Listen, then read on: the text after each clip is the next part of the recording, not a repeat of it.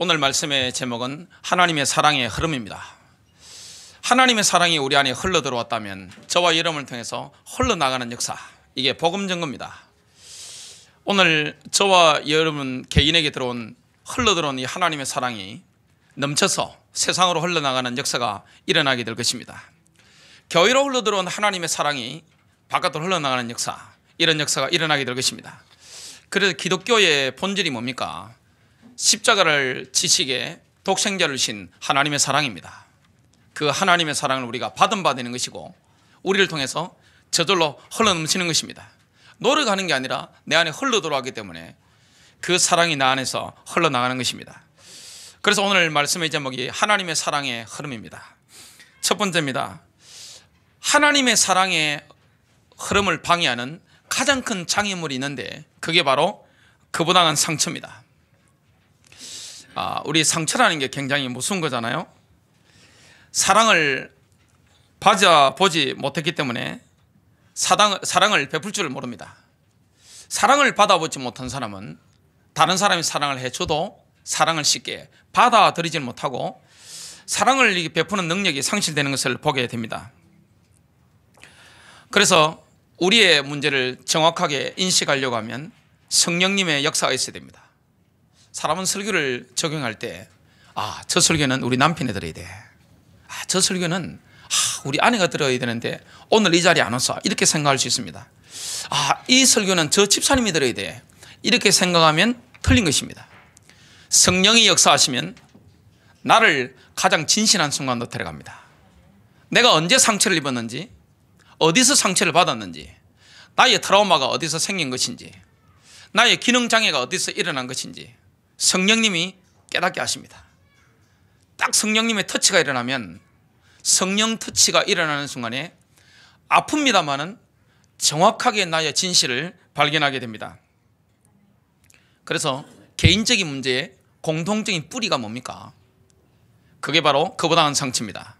사람은 사람을 볼 때 겉모습만 봅니다. 나무가 이렇게 있으면 위에 있는 조그만 가지들만 보입니다. 저 사람은 알코올 중독자야. 저 사람은 음란 중독자야. 저 사람은 도박 중독이야. 성격이 개팍해. 이런 것만 위에 보입니다. 가장 큰 이 가지들이 뭡니까? 그게 바로 거절의 상처입니다. 주님은 뿌리에서부터 우리의 근본 문제를 완전히 뒤집기를 원하는 것입니다. 그리스도 안에 들어와서 하나님의 은혜를 지속적으로 받다 보면 어떻게 됩니까? 마귀 같은 사람도 천사로 바뀌어버립니다. 그래서 왜 어린아이들이 변화가 빨리 되는지 아십니까? 제가 청소년 사역을 해보니까 빨리 되더라고요. 저보고 어떤 여학생이 그랬습니다. 저의 별명이 과거에 무엇인지 아십니까? 내가 어떻게 하니? 그러니까 악마였습니다 그랬습니다. 여학생이 저한테 웃으면서 이야기했습니다. 지금은 뭔지 아세요? 모르겠는데 천사입니다. 사람들이 그렇게 부른대요. 의외로 우리에게 이 순수한 사람들, 깨끗한 사람들은 진짜 복음 받아보면 어떻게 됩니까? 속에서 완전히 뒤집어지는 역사가 일어나게 됩니다. 이 복음의 필터, 말씀의 필터가 있기 때문에 이걸 통과해버리면 어떻게 됩니까? 썩은 영혼도 정화가 되어버립니다. 썩은 물도 정화가 되어버립니다. 우리는 상처를 받은 그 때에, 그 장소에서 자라지 못하고 있습니다. 그래서 동해복음을 보니까 9병 10담이라 10병 9담이라 하더라고요. 10가지 병 중에 9가지는 담 때문에 생긴 병이다. 아이고 간절이야. 또 뭘 가지고 있습니까? 많은 사람이 정신문제라든지 이런 병도 가지고 있습니다. 아니면 어깨가 결린다든지, 아니면 갑자기 뭐가 체한다든지, 이게 전부 다 담에서 왔다, 이런 것을 동의보감에는 뭐 의학적인 것이니까 이렇게 표현하고 있습니다. 사람이 충격받아 버리면 모든 게 어디서 옵니까? 마음입니다. 마음이 힘들고, 마음이 아프고, 생각만 해도 너무 고통스럽고, 이게 전부 다 인간은 영을 가지고 있기 때문에 영적인 타격을 입게 됩니다. 그러면 내 혼이라고 하면 내 생각이 멘탈이 무너져 버리는 겁니다. 사람이 타격을 받아버리면 마음 자체가 흔들려 버리는 겁니다. 마음이 너무 아프고 힘들게 되는 겁니다. 그러다 보니까 감정이 무너져 버리는 것입니다. 감정이 상한 사람들 얼마나 많습니까? 다 감정이 상해 있잖아요. 그러다 보니까 육신에도 담이 옵니다. 많은 사람들이 육신의 병을 가지고 있는데 근본을 파고들어보면 뭐합니까? 그게 다 마음병이거든요. 그래서 자녀분들이 부모님한테 마음이 편하시도록 이렇게 배려해 드리는 거, 그게 최고 효도 아니겠어요? 이런 게 얼마나 중요하겠습니까? 우리가 결정적인 순간에 부모가 나를 거부한단 말이죠. 나에게 무관심해요. 그리고 내가 전적으로 신뢰했던 사람이 나를 버렸단 말이죠. 그러면 여자분들은 뭐라고 생각합니까? 내 모든 걸 잃어버렸다 생각하고, 남자분들은 내가 실패했다고 생각합니다. 공개적인 모욕을 당했을 때 견딜 수 없는 충격과 상처를 받습니다. 이게 그러니까 담이 오잖아요. 잠도 못 잡니다. 사람이 오픈된 이런 공격을 받아버리면 자살하잖아요. 우울증 오잖아요. 왜냐? 정신적인 담이 오거든요. 몸도 이렇게 담이 다 와서 딱 뭉치는 걸 보게 됩니다. 모든 몸에 다 병이 오게 됩니다. 이런 비밀들이 있는데, 그래서 잠언서 15장 13절은 이렇게 말씀합니다. 즐거운 마음은 얼굴을 기쁘게 하니. 마음이 즐거운 사람은 얼굴이 기쁘잖아요. 얼굴이 밝잖아요. 마음의 슬픔은 영을 상하게 하느니라. 마음이 슬픕니다. 부모가 나를 거부했어요. 내가 결혼 생활에 문제가 있습니다. 어린 시절에 내가 성적인 학대를 당했습니다. 공개적인 모욕을 당했습니다. 창피를 당했어요. 마음이 슬프니까 영이 상하는 것입니다. 잠언서 18장 14절입니다. 사람의 영은 그의 병을 지탱할 것이나 상처받은 영을 누가 견딜 수 있으랴. 영이 건강해야 우리가 병이 있어도 이겨내는데, 상처받은 영을 누가 견딜 수 있겠느냐. 그래서 영이 상해버리면 우리의 혼에, 우리의 육에 담이 다 쌓여버리는 겁니다. 그래서 우리 오늘 주일 2부 예배 때 중요한 메시지가 나옵니다.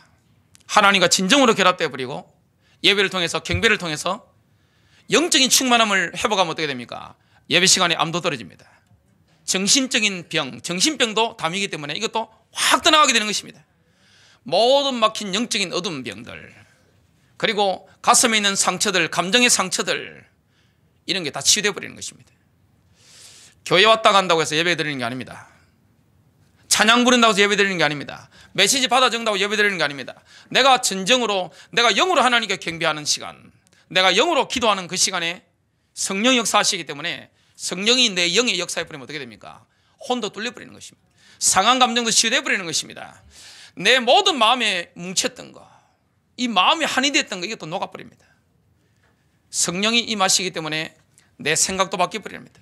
내 육신의 오장육부에 있는 모든 더러운 것들, 이 말씀이 관통하기 때문에 치유되는 역사가 일어나게 되어 있습니다. 그래서요, 예배 제대로 해봐가면 어떻게 됩니까? 정말로 저와 여러분이 기도 속에 들어가면 어떻게 됩니까? 영의 역사가 일어나기 때문에 병이 떠나갑니다. 고민이 없어집니다. 염려가 사라집니다. 분노가 사라지는 것입니다. 그래서 신앙생활 제대로 하는 분들은요, 굉장히 건강합니다. 사람이 붙습니다. 물질도 붙습니다. 가는 곳곳마다 원네스의 역사가 일어납니다. 하나님의 영광과 하나님의 복이 임하기 때문에 이게 하나님이신 형통이네, 이걸 깨닫게 됩니다. 시련의 시절에는 하나님의 계획을 깨닫습니다. 뭔가 잘 될 때는 또 다른 하나님의 계획을 바라보면서 교만하지 않고 미래를 놓고 준비합니다. 영이 상이기 때문에, 상처받은 영혼은 영이 상이기 때문에 혼과 몸에 사실 알고 보면요, 담이 쫙 쌓여지는 것입니다. 왜 자꾸 병이 옵니까? 사람이 어리석잖아요. 어리석기 때문에 내 분수에 넘어서는 명예를 가지려고 합니다. 권력을 가지려고 합니다. 내 분수에 넘어지는 물질을 막 가지려고 탐욕을 막 추구합니다. 어리석기 때문에 그렇게 하거든요. 그렇기 때문에 가지지 못하면 어떻게 됩니까? 욕심이 안 채워지니까 분노하게 됩니다. 상처를 받게 됩니다. 그러면 모든 게 담이 나와버립니다. 저와 여러분이 영을 추구하는 축복이 있게 되시길 바랍니다. 그래서 하나님은 영이시니 예배하는 자가 영과 진리로 예배할지니라. 성령이 역사하시면 내 문제가 뭔지 정확하게 보입니다. 이 문제구나. 주님이 이 문제를 해결하셨구나. 십자가에서 끝이 났구나. 내가 수치당하는 줄 알았는데 십자가에 달리신 주님이 수치를 당하심으로 내 수치가 끝나버렸고 내게는 하나님의 영광이 임한 것이구나. 주님이 죽으심으로 내가 생명을 얻은 것이구나. 이런 비밀들을 우리가 깨닫게 되고 누리게 됩니다. 그래서 십자가의 교환은 완전합니다. 예수님이 우리 대신 거부당하셨잖아요. 십자가에서 주님이 가장 고통스러운 게 무엇이었죠? 아픈 게 아닙니다. 예수님은 이 땅에서 육신적인 나이가 30대 초반입니다. 제가 30대 초반 생각해 보면 축구를 몇 게임 뛰어도 에너지가 남아가지고 뛰어다녔습니다. 막 힘이 넘치니까. 예수님이 30대 초반에 체력을 가지고 계셨습니다. 신학자들의 영광을 보면 예수님은 아파가지고 돌아가신 게 아닙니다. 가슴이 찢어져서 돌아가신 겁니다. 왜냐? 십자가에 달리시는 순간 하나님으로부터 거부당한 것입니다. 아버지, 할 수만 있거든 이 잔을 내게서 옮기시옵소서. 성부, 성자, 성령 하나님은 완벽한 원네스잖아요. 사랑 안에 원네스, 어둠이 그 속에 없습니다. 그런데 십자가에 달리신 주님은 하나님과 원네스가 깨져버린 것입니다. 주님이 고통당하시는 그 시간에 하늘도 울고 땅도 울고 성부 하나님께서도 고개를 돌려버리는 것입니다. 올림픽 할 때 보면 어머니들은 TV에서 보잖아요. 경기장 가면 못 봅니다. 이게 긴장이 돼가지고 못 보잖아요. 그럼 집에서도 못 봅니다. TV 켜놓고 고개 팍 숙이고 우리 아들이 잘하는 거 싶어가지고. 자식이 올림픽만 금메달 앞두고 경기하면 해도 그랬는데 성부 하나님께서 성자 예수님이 완벽한 사랑의 원네스였는데 고개를 돌리신단 말이죠. 서로가 가슴이 찢어진 것입니다. 그 십자가입니다. 우리가 당하는 거절 고통, 주님의 고통에 비하면 아무것도 아닙니다. 저는 우리 집이 옛날에 참 어두웠기 때문에 제가 고통을 많이 겪었다 생각했는데 전도하면서 놀랐습니다. 목회해보고 더 놀랐습니다. 저보다 고난 많은 분들은 이 지구상이 너무나 많다는 걸 깨달았습니다. 그 기구한 운명을 사신 분들보다 예수님의 고통은 더한 것입니다. 원네스가 깨져버리는 겁니다. 이사야 53장 3절입니다. 그는 사람들에게 멸시를 당하고 거부되었으며 누구입니까? 자기 백성이 오시는데 자기 백성이 거절한 것입니다. 영접지 않은 것입니다. 누굽니까? 이스라엘 백성들, 유대인들입니다. 예수님의 정체성은 계시록 5장 5절에 보니까 이스라엘 사람이요 유다 지파입니다. 그런데 자기 백성이 철저하게 외면한 것입니다. 얼마나 고통스럽습니까? 동포가 외면한 겁니다. 슬픔의 사람이요 고통을 잘 아는 자라. 주님은 슬픔의 사람이요 고통을 잘 아는 자입니다. 우리는 그를 피하려는 것 같이, 우리라는 건 유대인들이죠, 우리 얼굴을 감추었으며 그는 멸시를 당하였고 우리는 그를 귀하게 여기지 아니하였도다. 마태복음 27장 51절입니다. 예수님이 마음이 찢어져서 돌아가시는 순간에 어떻게 됐죠? 이에 보라, 성전의 휘장이 위에서 아래까지 둘로 찢어지고, 하나님께서 위에서부터 아래까지 둘로 찢어버리는 것입니다. 성소와 지성소 사이를 가로막고 있는 휘장이 찢어버린 것입니다. 여러분, 유대인들은 이 사실을 잘 압니다. 제사장들도, 대제사장도 잘못 들어가면, 지성소 들어가면 죽습니다. 즉사합니다. 하나님 임재가 있는 곳이기 때문에 우리는 예수의 십자가 피로 말미암아 담대히 하나님의 임재 속에 들어가는 것입니다. 구약 같으면 죄를 지으면 하나님을 못 만나잖아요. 임재 속에 못 들어갑니다. 근데 우리가 예수의 피로 말미암아 담대히 어느 현장이든지 특히 예배 시간에 하나님 임재 속에 들어가게 됩니다. 그러면 그 임재 속에서 느끼는 그 쾌감, 그 감격, 그 기쁨, 그 치유, 이 엄청난 것입니다. 이게 예배거든요. 예배의 응답을 누리게 됩니다. 우리의 과거 수치, 상처. 사람이 수치스러우면 뭐합니까? 우울증 걸립니다. 많은 사람이 수치심 때문에 뭐합니까? 자살하잖아요. 이번에도 어떤 사건이 일어났는데 그 아버지가 매스컴에서 이게 쫙 쪼여오니까 뭐합니까? 자살했잖아요. 수많은 사람들이 창피한 걸 못 견딥니다. 주님은 뭐라 하십니까? 이사야 53장 4절입니다. 두려워하지 말라. 내가 부끄러움을 당하지 아니하리라. 당황하지 말라. 내가 수치를 당하지 아니하리라. 내가 젊은 시절의 수치를 잊고 과부 때의 치욕을 다시는 기억하지 아니하리라. 우리 인생의 과거에는 수치가 있을 수 있고 부끄러운 일이 있을 수 있습니다. 십자가 안에 들어오면 어떻게 됩니까? 하나님의 사랑, 그 하나님과의 원네스를 체험하고 나면 수치를 잊어버립니다. 다시는 부끄러움을 당하지 않습니다. 다윗이 고백했던 것처럼 내 잔이 넘치나이다. 내 연약함 때문에, 내 실수 때문에, 나의 재성 때문에 과거에 실패했다 할지라도 내 가는 인생길에는 뭐가 없어요? 어둠이 없는 것입니다. 잔이 넘치는 것입니다. 이 비밀을 우리가 받았습니다. 에베소서 1장 3절에서 6절입니다.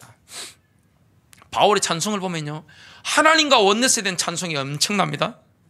그리스도 안에서 천상에 있는 모든 영적인 복으로 우리에게 복 주신 하나님, 곧 우리 주 예수 그리스도의 아버지께서는 복되시도다.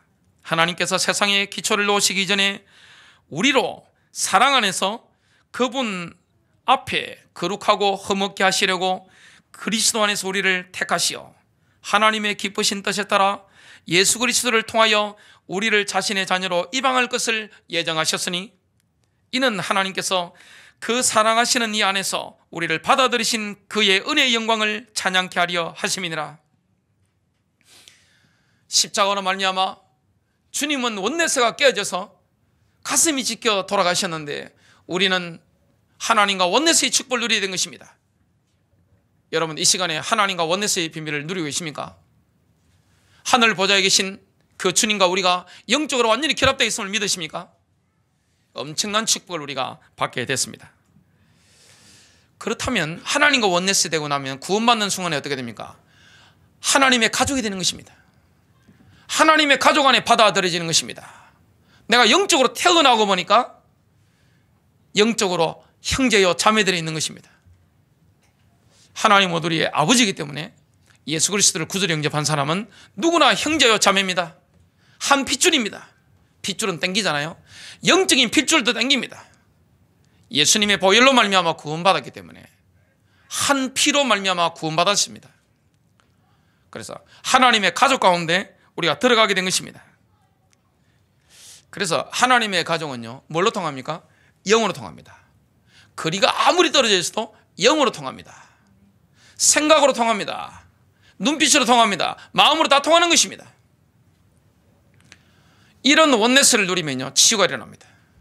그리고 물질이 붙어오게 되어 있습니다. 영이 통하는 만남. 여러분 자녀들을 왜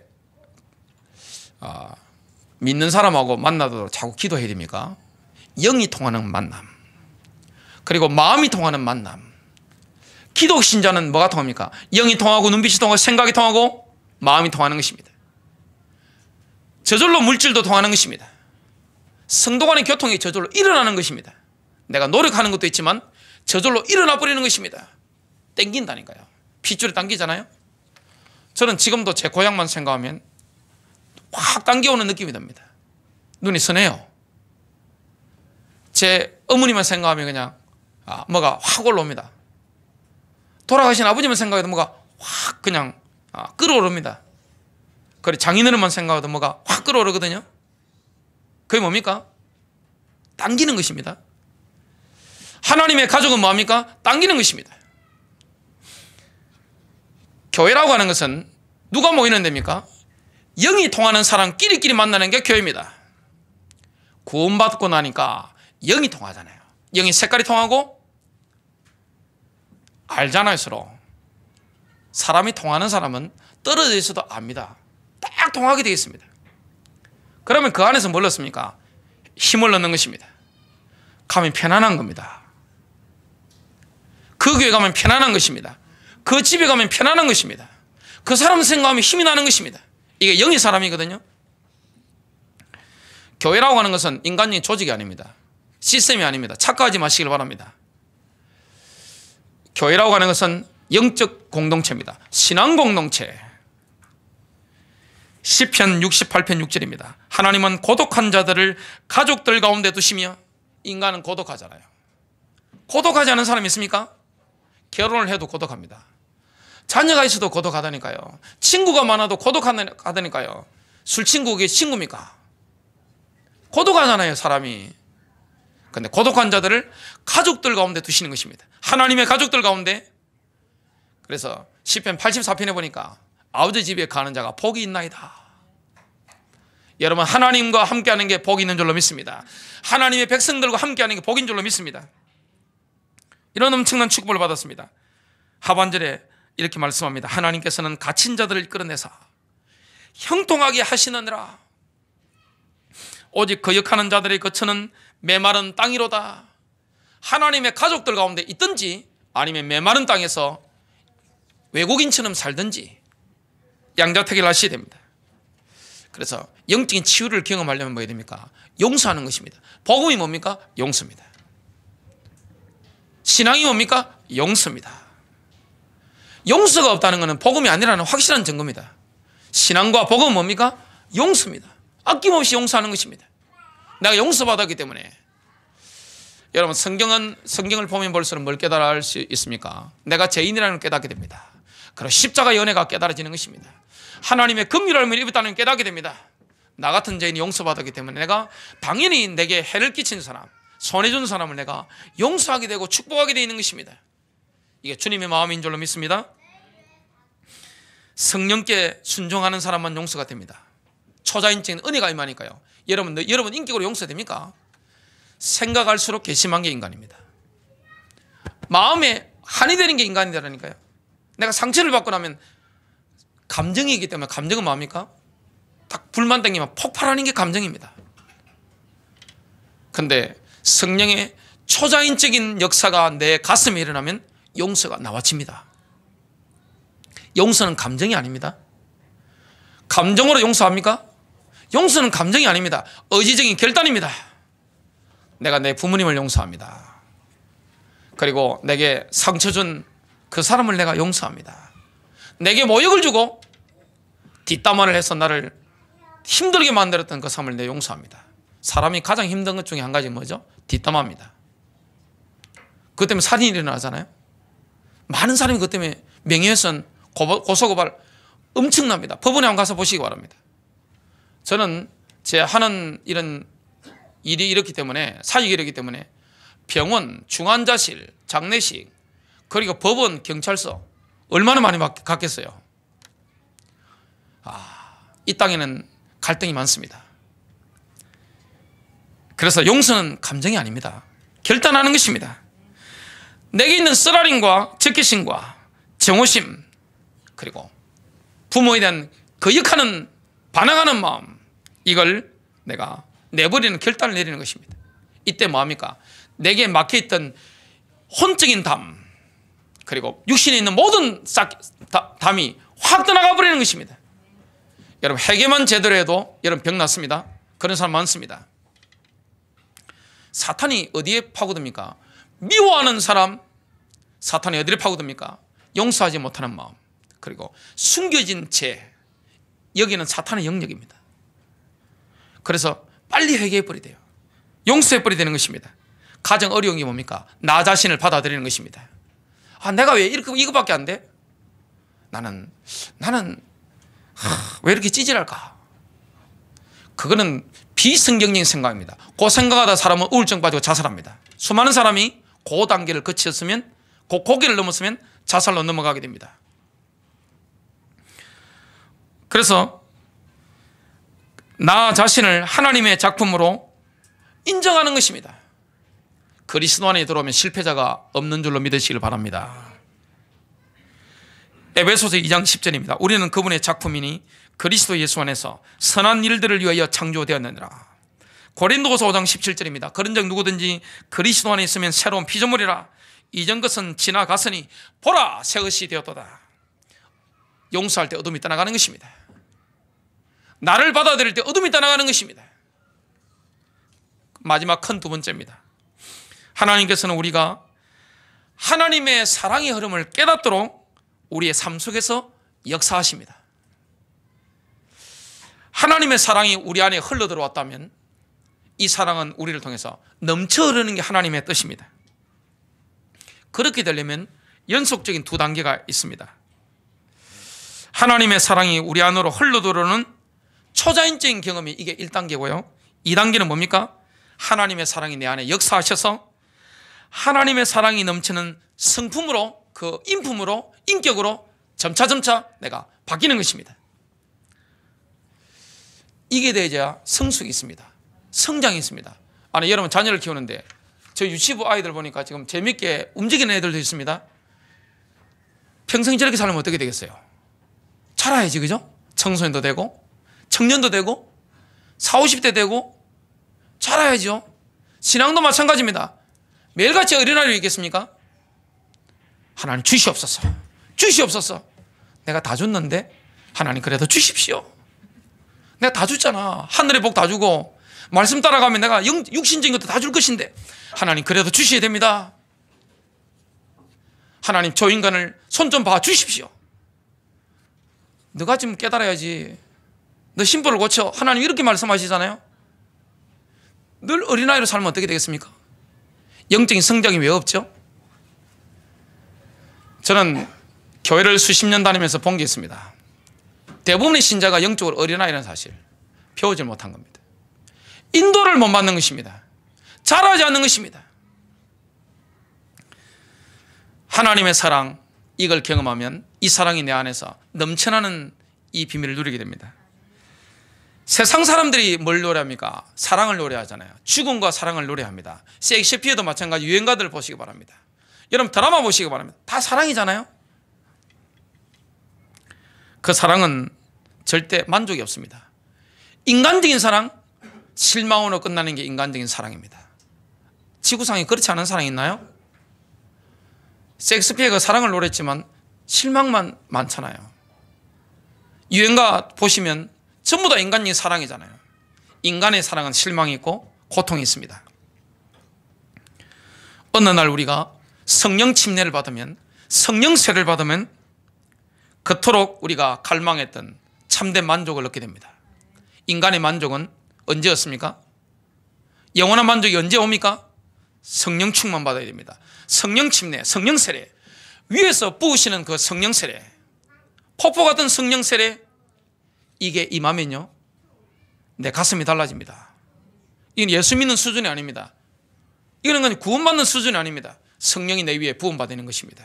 그러면 초자연적으로 내가 성령의 그 사랑의 은혜를 받게 되는 것입니다. 흘러 들어오잖아요. 로마서 5장 5절입니다. 소망이 우리를 부끄럽게 하지 아니하면 우리에게 주신 성령으로 말미암아 하나님의 사랑이 우리 마음에 부음받음이니. 하나님의 사랑으로 영혼을 사랑하면 놀라운 일이 벌어집니다. 영혼을 사랑하는 것도 내 힘이 아닙니다. 인간은 내게 좋으면 좋은 게 인간입니다. 주고받는 거잖아요. 그러나 하나님의 사랑은 주고받는 게 아닙니다. 하나님의 사랑은 아가페입니다. 이유가 없는 것입니다. 그 사랑 누구에게만 임할 수 있습니까? 이기적이지 않는 사랑. 고린도전서 13장에 나오는 그 사랑, 이 사랑은 성령 세례 받은 사람만 이해할 수 있는 것입니다. 이건 인간 힘으로 되는 게 아닙니다. 이 우리 인격으로 되는 게 아닙니다. 내 수준으로 되는 게 아닙니다. 배워서 되는 게 아닙니다. 성령 세례를 받고 나면 내가 사는 지역을 향한, 나의 가문을 향한 하나님의 계획이 보입니다. 하나님께서는 영혼들을 향한 초자연적인 사랑을 부어주시는 것입니다. 이건 내 가슴이 아니라니까요. 주님의 가슴이라니까요. 이게 내 복장이 아니라니까요. 밑에서부터 올라오는 그 뜨거운 사랑입니다. 그 힘은 인간의 힘이 아닙니다. 위에서 부어주신 것입니다. 그래서 저는 이런 기독교인들, 제가 예수를 처음 믿으면서 제가 만났습니다. 다르더라고요. 교회 안에 천사 같은 분들이 계시잖아요. 사람이 모자란 천사 말고요, 2% 떨어지는 천사 말고요, 진짜 그 인격이 그리스도를 닮은 인격, 성령 세례받은 사람들 있습니다. 다릅니다. 영혼을 향한 사랑이 다릅니다. 이기심이 없어집니다. 사람을 이용하지 않습니다. 바라지 않는 것입니다. 이건 누가 주는 겁니까? 인간의 본능이 아니잖아요. 내 재성 가지고 됩니까? 그게 내 수준 가지고 됩니까? 하나님 위에서 초자연적으로 부어버리는 것입니다. 내 가슴이 녹아버리는 겁니다. 사랑할 수 없는 사람인데 사랑이 되어지는 겁니다. 사랑할 만한 인간적으로 가치가 없다고 생각되는 사람인데 사랑이 나와져 버리는 것입니다. 이 아가페 사랑 없이 어떻게 목회를 합니까? 이 사랑 없이 전도한다고? 다녀보세요. 지속이 되겠어요? 여러분 지역에 전도 운동을 하려면 가장 키가 뭐죠? 영혼 사랑입니다. 여러분 가정을 복음하고 싶으십니까? 이기적이잖아요. 뭘 바라잖아요. 사랑은 그런 게 아닙니다.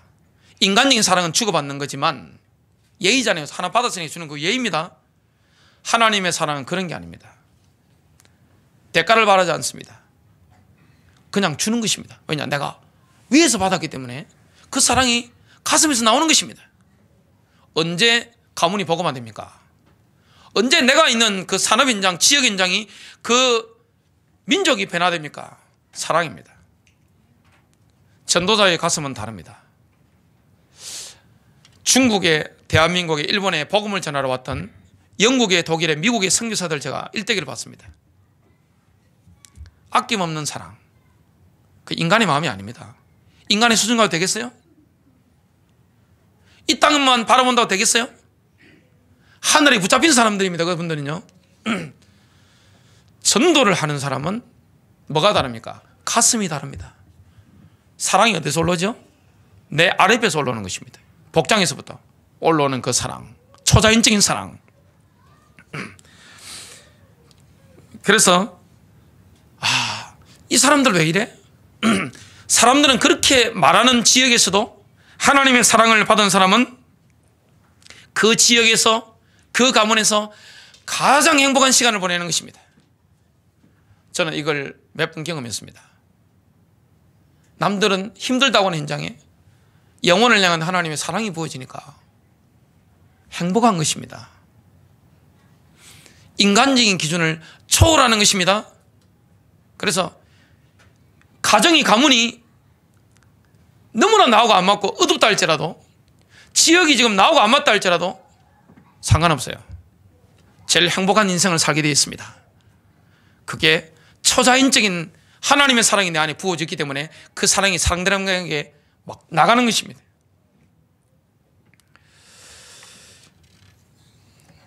오늘 우리에게 하나님이 쏟아부으시는 초자연적인 사랑이 경험되는 것은 참 좋은 일입니다. 하지만 그걸 넘어서서요, 하나님의 사랑이 넘치는 성품으로 변화되는 과정은 참으로 긴 과정입니다. 이건 성화가 필요합니다. 주님의 성품으로 변화되는 거, 이기심이 없는 거, 남을 배려하는 거. 주님을 보면 뭐가 느껴집니까? 그리스도의 인격이 다르잖아요. 그 앞에 어떤 사람도 녹아버립니다. 그래서 지금 한국교회가 욕을 먹고 있는데 뭐가 없습니까? 사랑이 없는 것입니다. 저와 여러분에게 사랑을 주시는 분 누굽니까? 초자연적인 사랑을 주시는 분 누굽니까? 성령님입니다. 그게 바로 성령 세례입니다. 성령 침례입니다. 여러분, 영적 생활이 안 되는 사람이 사랑이 될까요? 한국교회는 감사한 게 새벽 기도가 있습니다. 다른 나라는 잘 없어요. 근데 새벽에 만약에 성령 충만 받아보면 어떻게 됩니까? 성령 세례가 임해버리잖아요. 그러면 내 뜨거운 가슴을 가지고 가족을 놓고 내가 오늘 만나는 사람을 놓고 내가 가야 될 지역을 놓고 기도하게 됩니다.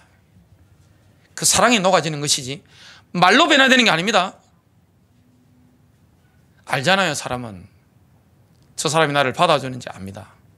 영으로 통하고 눈빛으로 통하고 마음으로 통하고 생각으로 다 통하게 되어 있습니다. 못 속이는 게 인간이잖아요. 그래서 우리가 초자연적인 성령 세례 받았다 할지라도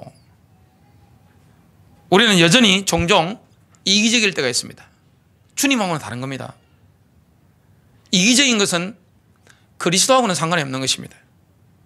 그리고 화도 잘 내잖아요. 쉽게 분노합니다. 우리는 종종 조급합니다. 여유가 없어요. 주님은 여유가 넘치잖아요. 지금 나사로가 죽었는데 그 일을 통해 하나님 영광을 받으실 것이다. 여유가 넘치시잖아요. 우리는 얼마나 조급합니까? 팔딱팔딱 뛰잖아요. 그냥 빨리빨리잖아요. 우린 성령 세례 받고 나서도 자기중심적입니다. 나밖에 몰라요. 그럴 때가 있습니다. 그리고 냉정하잖아요. 냉담하잖아요.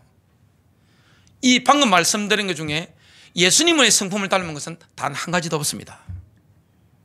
왜 그렇죠? 성숙하지 못하고 성장하지 못한 것입니다. 주님을 닮은 사람들이 일어나면 가문이 바뀌죠. 이런 분들 우리 교회에서 많이 일어나게 될 줄로 믿습니다. 문제가 없어집니다. 이기심이 없고 서로 배려하는데 뭐가 문제가 생기겠어요? 사랑하고 기다려주는데 남의 말 하겠어요? 교회가 왜 갈등이 일어납니까? 남의 말 때문에 뒷담화 때문에 다 문제 오잖아요. 배려 없잖아요. 우린 성령 세례 받고 나서도 이런 실수를 할 때가 있습니다. 그러나 하나님의 말씀에 지속적으로 순종하는 사람은 결국 하나님의 사랑이 넘치는 성품으로 변화되어집니다. 주님을 닮아버리는 것입니다. 말씀에 지속적으로 순종해야 됩니다. 가장 큰 죄가 뭐죠? 내 마음대로, 내 생각대로, 내 감정대로, 내 고집대로, 내 마음이 원하는 대로, 이게 가장 악한 것입니다. 교회에서 보통 어떤 죄를 큰 죄로 해놨습니까? 도둑질하는 거, 거짓말하는 거, 남한테 해코지라는 거, 간음하는 거, 이걸 큰 죄로 지금 만들어놨어요. 가장 큰 죄는 뭡니까? 하나님께 순종 안 하는 것입니다. 말씀에 순종이 없는 거, 하나님의 계획에 순종하지 않는 거, 내 감정을 꺾지 못하는 거, 내 마음이 원하는 걸 포기하지 못하는 거, 말씀이 이렇게 나오는데 내 생각과 내 기준을 내려놓지 못하는 거, 이게 얼마나 큰 죄인지 모릅니다. 요한일서 2장 4절에서 6절입니다. 나는 그분을 아노라 하면서 그의 계명들을 지키지 아니하는 자는 거짓말쟁이니 진리가 그 사람 안에 있지 아니하니라. 누구든지 그의 말씀을 지키는 자는 하나님의 사랑이 참으로 그 사람 안에서 온전해지니 이로써 우리가 그의 안에 있음을 아느니라. 그분 안에 거한다고 말하는 자는 그가 행하신 대로 자기도 행해야 하느니라. 우리가 그리스도 안에서 예수님이 말씀에 순종하신 것처럼, 예수님은 그렇게 3년 반 동안 사셨잖아요. 우리도 지속적으로 말씀에 순종하는 이런 노력과 훈련을 하다 보면 그리스도와 같은 성품으로 변화되게 될 줄로 믿습니다. 성품을 형성하는 과정은요, 7가지 연속적인 과정을 거칩니다. 하나님이 행하시는 모든 것의 출발점은 뭡니까? 바로 믿음인데요. 베드로후서 1장 5절부터 7절입니다. 그러므로 너희가 더욱 힘써 너희 믿음의 덕을, 덕의 지식을, 지식의 절제를, 절제의 인내를, 인내의 경건을, 경건의 형제 우애를, 형제 우애의 사랑을 더하라. 7단계 중에 첫 번째가 뭐죠? 너희 믿음의 덕을 더하라. 덕을 장점으로 번역할 수도 있습니다. 장점. 장점인을 가진 것은 그리스도인이라는 증거입니다. 그래서 그리스도인들은 어떤 일을 하더라도 조잡하게 일을 하면 안 됩니다. 구원받기 전에 학교 선생이라면 구원받은 이후에는 더 좋은 선생이 되어야 됩니다. 구원받기 전에 간호사였다면 구원받은 이후에는 뭡니까? 더 탁월한 간호사가 되는 겁니다. 우리는 반드시 우리의 믿음에 장점을 더해야 되는 것입니다. 우찌무라 간조라고 하는 일본의 성각자가 있습니다. 제가 그분의 자서전을 제가 읽어봤습니다. 완전 불신자잖아요. 학교를 들어갔습니다. 대학을 들어갔는데 기독교 대학이라. 완전 불신자잖아요. 일본에서 그냥 우상숭배하고 정령숭배만 하다가 조상숭배만 하다가 대학을 들어가게 된 겁니다. 완전히 이런 분들은 거의 머리가 천재니까 의지가 강하잖아요. 근데 선교사의 영향을 받아서 그리스도 앞에 깨어진 겁니다. 그 대학에 기독교인이 7명이 있었다고 합니다. 7명 딱 있는데 졸업을 하게 되면 대학 4년 졸업하는데 졸업식 때 성적을 계산해서 1등부터 쫙 계산을 하는데 7명 중에 기독교인이 7명 있는데 그 졸업반 중에 1등부터 7등까지가 100% 기독교인. 불신자들이 왜 교회를 안 갔는가 하면, 왜 기독교를 받아들이지 않는가 하면 공부하는 학생들이니까 주일날 안식일 날이니까 공부를 쉬어야 되니까 예수를 안 믿은 것입니다. 근데 증거가 어떻게 왔죠? 주일날 쉬면서 평일날 공부한 우찌무라 간조라든지 7명의 학생이요 1등부터 7등에 휩쓸어 버린 것입니다. 미국계 학교니까 연설을 하게 되잖아요. 졸업생 대표로 연설을 하는데 연설을 맡은 모든 학생들이 100% 기독교인. 상들을 받는데 한 명 빼놓고는 전부 다 기독교인. 그걸 보고 탁월함이라는 것입니다. 너희 믿음의 장점과 탁월함을 대라. 일을 할 때 조잡하게 하는 게 아니라 탁월하게 공부하고 일하는 축복이 저와 여러분에게 넘치게 되실 주님의 이름으로 축복합니다. 너희 장점에 너희 덕에 지식을 대라. 하나님의 뜻을 아는 지식을 대라. 그거는 하나님의 말씀을 철저히 공부해야 됩니다. 그리고 여러분 전문성 공부, 세상 공부도 지식도 굉장히 중요한 것입니다.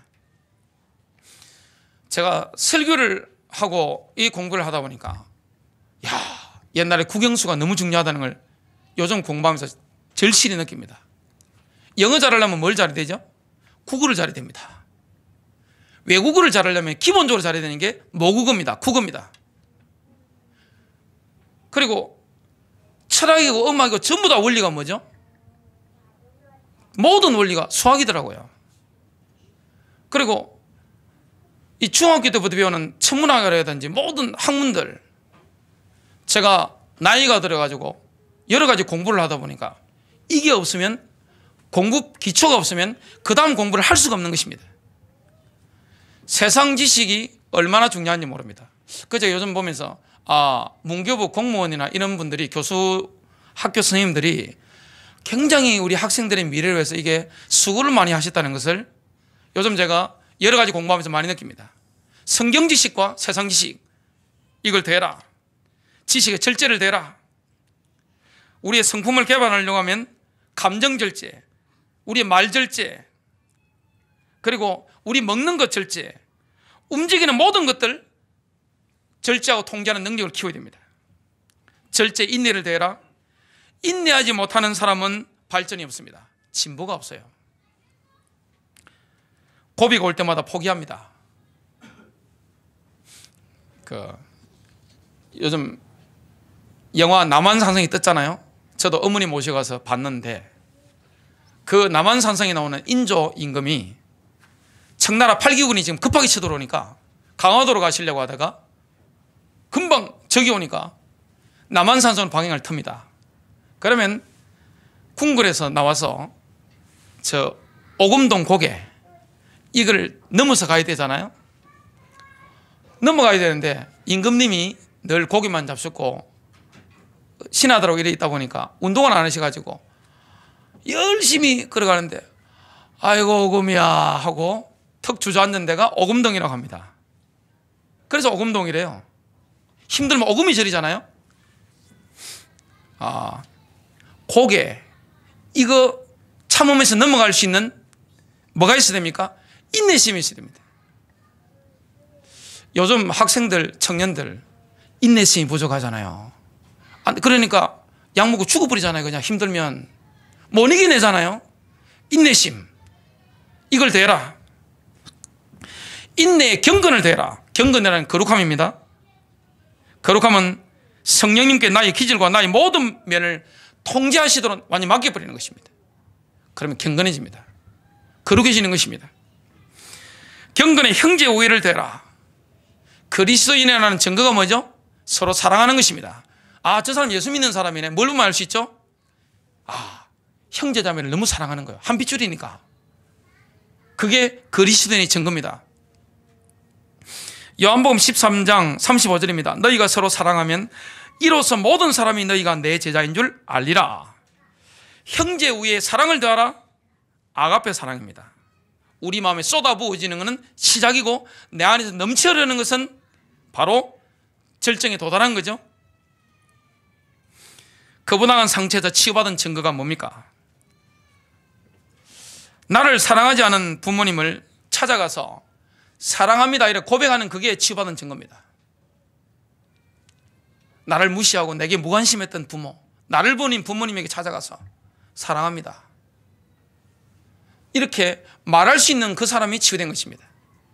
그리고 나를 버린 전 남편, 전 부인을 놓고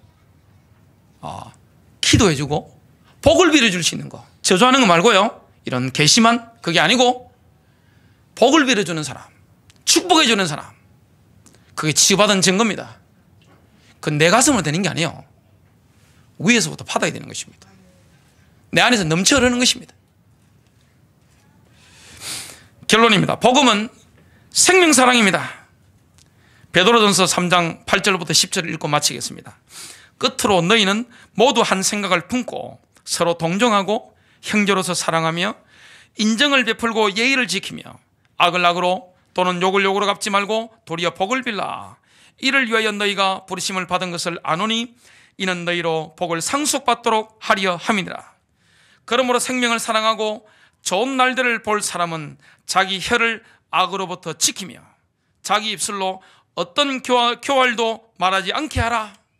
승리하시길 바랍니다.